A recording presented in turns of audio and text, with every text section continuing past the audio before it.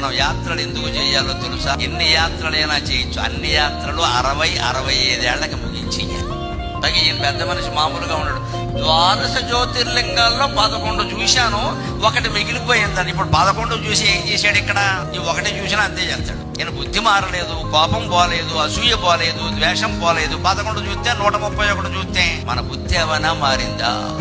ఒక మాత్ర వేసుకుంటే శరీరంలో మార్పు వస్తుంది కదా అండి, దయచేసి ఆలోచించండి.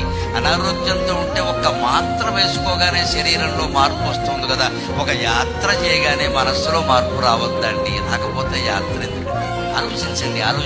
ఊరికే బస్సులు వేసుకుని రైళ్ళు వేసుకుని వెళ్ళిపోవడం కాదు. ఇక్కడ భూమండలం అంతా తిరగాలి. ఎన్ని కోట్ల తీర్థాలు తిరిగినా పర్వాలేదు. ఏం నేర్చుకున్నాం? ప్రతి యాత్రలో ఒక తీర్థం, ఒక క్షేత్రము ఉంటుంది.